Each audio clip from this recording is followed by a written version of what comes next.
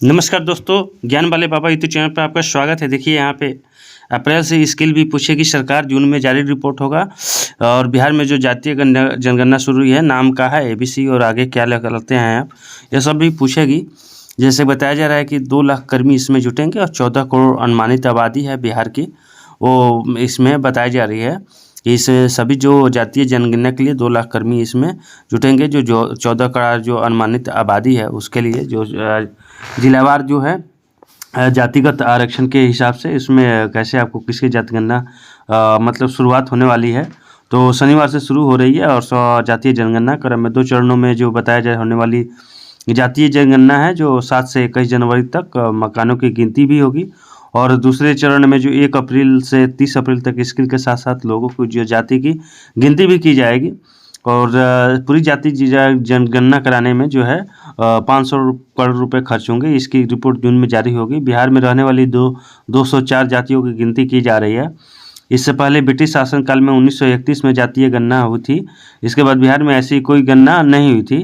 तो सबसे बड़ी बात है, ज्ञान की बात है, यहाँ बता दूं कि सबसे फर्स्ट जो ब्रिटिश शासनकाल में 1931 में जातीय जनगणना हुई थी। ये आपके लिए नोट कर लेंगे आप, कि अब कभी क्वेश्चन राइज किया जा सकता है बिहार के जो भी एग्जाम होंगे, तो ब्रिटिश शासनकाल में कब जातीय जनगणना शुरुआत हुई थी और कितनी जातियां हैं बिहार में। तो 204 जातियां अभी तत्काल में 204 जातियों की गिनती होने वाली है।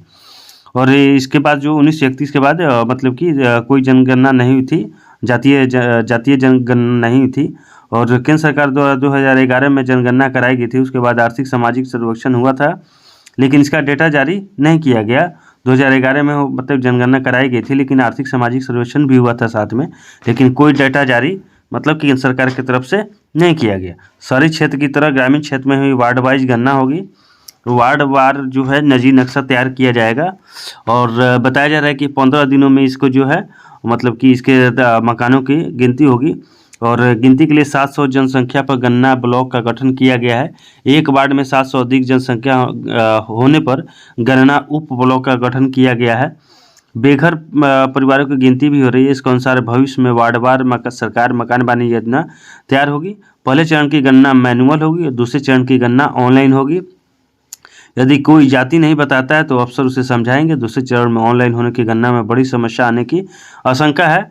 और आपके घर की गणना करने के लिए जो जाने वाले कर्मियों का आई कार्ड होगा, इस पर बिहार जातीय आधारित गणना 2022 लिखा होगा। आई कार्ड देखकर आप पूरी जानकारी देंगे। 15 दिनों में मकानों की गिनती होगी। मकान के बाहर लाल मार्कर से मकान नंबर लिखा जाएगा। यह आपका अस्थायी पता होगा। 7 पेज वाले फॉर्मेट के पहले पेज में आवासीय पता के साथ साथ मकान के मुखिया का नाम, परिवार के सदस्यों की कुल संख्या, मकानों की कुल आधी संख्या शामिल है। इस दौरान बेघर परिवारों को भी एंट्री होगी। जाति और 1 से 30 अप्रैल के बीच में जाति और स्किल पूछी जाएगी। लेकिन फर्स्ट जो पहला चरण है 7 से 21 जनवरी होगा। ये 7 से 21 जनवरी के बीच में सिर्फ आपको मकानों की गिनती होगी और मकान पर आपका मकान नंबर दिया जाएगा लाल मार्क से। उसमें जो भी जातीय जनगणना आपके घर पे आएंगे करने, तो उनका मकान नंबर लिखा जाएगा और वहीं आपका जो है आपका अस्थायी पता अब हो जाएगा, जो मकान नंबर आपका होगा। पहले जो दिया होगा वो अब काम के लायक नहीं है, लेकिन अभी तत्काल में जो दिया गया है यह आपके लिए बहुत इंपॉर्टेंट हो जाएगा। और 7 पेज वाला फॉर्मेट में जो है आवासीय पता के साथ साथ आपको मुखिया का नाम भी लिखा जाएगा, परिवार के सदस्यों की कुल संख्या भी लिखी जाएगी, मकानों की संख्या आदि भी लिखी जाएगी उसमें। और साथ ही अब बेघर परिवारों को भी एंट्री इसमें किया जाएगा। और 1 अप्रैल से 30 अप्रैल के बीच में है जो जाति और स्किल पूछी जाएगी। दूसरे चरण में जो 25 से 30 सवाल होंगे, इसमें मकान के मुखिया का नाम, जाति, परिवार के सदस्यों की संख्या, गाड़ी, मोबाइल, आय का स्रोत, नौकरी, बेरोजगारों की स्किल सहित अन्य जानकारी शामिल होगी। सरकार ने अभी दूसरे चरण के लोगों में पूछे जाने वाले सवालों को अभी सार्वजनिक नहीं किया गया है। जो दूसरा चरण आने वाला है उसमें बताया जा रहा है कि मकान के मुखिया का भी नाम, मतलब जो मकान है उसका मुखिया का नाम होना चाहिए। जाति, परिवार के सदस्यों की संख्या भी पूछी जाएगी, कितनी गाड़ियाँ हैं, कितने मोबाइल हैं, आय का स्रोत क्या है, नौकरी है कौन सा है, कौन सी नौकरी करते हैं, बेरोजगारों की बेरोजगार हैं तो बेरोजगारों का स्किल क्या है, सहित अन्य जानकारी भी इसमें शामिल हो जाएगी, जिससे कि बेरोजगारों का भी एक तैयार हो जाएगा डेटा बिहार सरकार के पास। और सरकार ने अभी तक दूसरे चरण में लोगों को पूछे जाने वाले सवालों को सार्वजनिक नहीं किया, लेकिन अभी कुछ और इसमें ऐड होंगे या घट सकते हैं। तो अभी कुछ मतलब कि वैसा सार्वजनिक नहीं किया गया है। माना जा रहा है कि दूसरे चरण में सर्वे की पूरी तैयारी कर ली गई है। पहले चरण में सर्वे पूरे होने के बाद अनुभवों के आधार पर दूसरे चरण के सवालों को फॉर्मेट सार्वजनिक किए जाएंगे। जैसे कि पहला चरण अगर पूरा हो जाता है, पहला चरण का सर्वे पूरा हो जाने के बाद जो उसका अनुभव होगा उसके आधार पे ही दूसरा चरण का सवाल का फॉर्मेट सार्वजनिक किया जाएगा, यानी कि बनाया जाएगा। उसके बाद चुनौतियाँ फर्स्ट चरण में क्या आएगी, 15 दिन में एक कर्मी 150 मकानों की गिनती करनी है, यानी कि 15 दिनों में जो एक कर्मी होंगे 150 मकानों की गिनती करनी है, यानी कि हर 10 दिन 10 मकान, हर दिन आपको 10 मकान एक कर्मी को घूमना है। मैनुअल डेटा हर दिन अपलोड करना है। घर बंद मिला तो फ़ोन से बात करनी है। गलत जाति बताने पर आसपास से पूछना भी बड़ी चुनौती होगी। दूसरी चुनौती जो है दूसरे चरण में कौन से आएगी, दूसरे चरण में 25 से 30 सवालों का जवाब ऑनलाइन देना है। ऐसे में नेटवर्क की परेशानी होने पर गणना कार्य समय पूरा करना बड़ी चुनौती होगी। कारण 1 महीने में गणना पूरी करनी है, यानी हर दिन करीब 5 घर। फायदे जो बताए जा रहे हैं, वार्ड जो है वार्डवार जाति स्किल लोगों की संख्या एक जगह उपलब्ध हो जाएगी, यानी कि वार्ड बाई वार्ड जो है जाति और स्किल यानी कि बेरोजगार अनएम्प्लॉयड जो है उसकी भी एक डेटा जो है तैयार हो जाएगी, यानी कि अनस्किल कितने हैं, स्किल बेरोजगार कितने हैं, अनस्किल बेरोजगार कितने हैं, उसका भी एक डाटा क्या हो जाएगा बिहार सरकार के पास तैयार हो जाएगा, जिसकी आने वाले दिनों में उसके अनुसार से उसको अपना डेटा मैनिपुलेट करेगी, अपना डेटा तैयार करके वो जो कुछ योजनाएं लागू कर सकती हैं बिहार के बेरोजगारों के लिए। यह भी खबर निकल के आ रही है कि आर्थिक सामाजिक वंचित पिछड़ों के लिए विशेष प्रबंधन संभव है। योजनाएं भी उसी के मुताबिक निकले जो अति पिछड़ा वर्ग के हैं, जो सामाजिक आर्थिक वंचित हैं, उनके लिए भी विशेष प्रबंधन किया जाएगा और उसी योजनाएं भी उसी के मुताबिक, चूँकि डेटा बिहार सरकार के पास आ जाएगा तो डेटा तैयार हो जाने के बाद क्या होगा, एक मतलब फॉर्मेट मिल जाएगा कि अनएम्प्लॉयड कितने हैं और अनस्किल एम्प्लॉयड कितने हैं, स्किल एम्प्लॉयड कितने हैं। तो एक क्या हो जाएगा, डेटा तैयार हो जाएगा। सामाजिक ऊंच नीच ज़्यादा और कम पैसे वाले को अंतर कम करने, बजट प्रबंधन में सरकार की ज़्यादा सहूलियत देने, फोकस बदलेगा।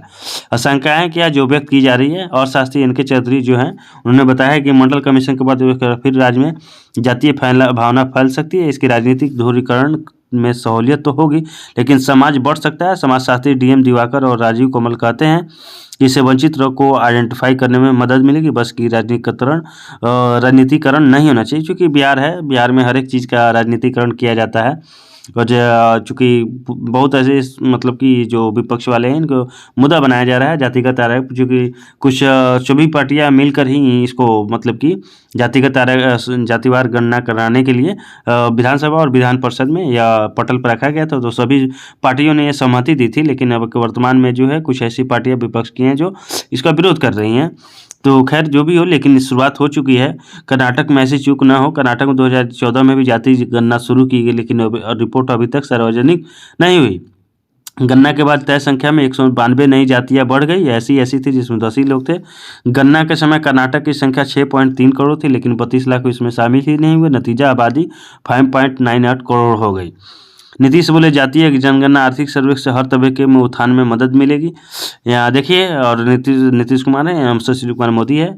बताया जा रहा है कि जातीय मतलब नीतीश कुमार जो है माननीय मुख्यमंत्री, वह जातीय गणना आर्थिक सर्वे से हर तबके के उत्थान में मदद मिलेगी, क्योंकि वह डेटा हमारे पास तैयार हो जाएगा। डेटा तैयार होने के बाद उसको मैंने पहले ही बताया है कि उसमें अनएम्प्लॉयड जो अनस्किल एम्प्लॉयड हैं और स्किल अनएम्प्लॉयड हैं, जो भी स्किल मतलब कि बेरोजगार हैं, अनस्किल बेरोजगार हैं, उस सबका डेटा हमारे पास तैयार हो जाए। उस अनुसार जो है योजनाएं बिहार सरकार लॉन्च कर सकती है। उसके अनुसार योजनाएं अति पिछड़ा जो भी है सामाजिक कुरीतियों को दूर करने के लिए इसमें काम किया जाएगा। और वार्डवार क्या होगा, एक मतलब कि डेटा तैयार हो जाएगा, क्योंकि अभी किसी योजनाओं के लिए उस यार्ड के विकास के लिए कुछ अलग डेटा मिल जाएगा उनके पास, तो वह आसानी होगी विकास करने के लिए। मोदी बोलिए सरदर्दी की बैठक बुलाए, राजनीतिकरण कचकातों की जाति गणना की जानकारी देना होगा। जैसे 500 करोड़ में यह विपक्ष का हर एक है कि कुछ न कुछ मुद्दा बना के उसको ये किया जाता है। तो इसमें आप जब घर पे आप जाते हैं, कोई भी कर्मी आप जाता है और आई कार्ड आप देखेंगे, आई कार्ड देखने के बाद ही आप अपना पूरा डिटेल बताएंगे। या आपकी जानकारी के लिए मैं बता दूँ, जो भी है कि आप आई कार्ड देखेंगे और मकान नंबर आप अपना अलॉट करवा लेंगे।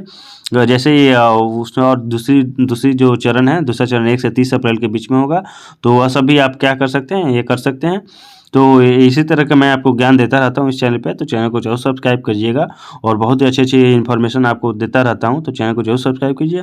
और वीडियो अच्छा लगा तो शेयर जरूर कर दीजिएगा, क्योंकि आपको इन्फॉर्मेशन अगर मिल गई होगी कहीं दूसरे माध्यम से, तो किसी और को आप इन्फॉर्मेशन इसके माध्यम से आप भेज सकते हैं और जानकारी बता सकते हैं। चूँकि गाँव समाज में हमारे जो हैं इनको जानकारी बहुत ही ज़रूरी है, चूँकि कोई भी आकर आप पूरा जो है फ्रॉडबाजी के चक्कर में पूरा आपको डिटेल ले सकता है। तो इसलिए आपको आई कार्ड देख कर ही आप मतलब कि पूरी जानकारी आप देंगे। तो वीडियो अच्छा लगा तो शेयर जरूर कर दीजिएगा। वीडियो देखने के लिए धन्यवाद।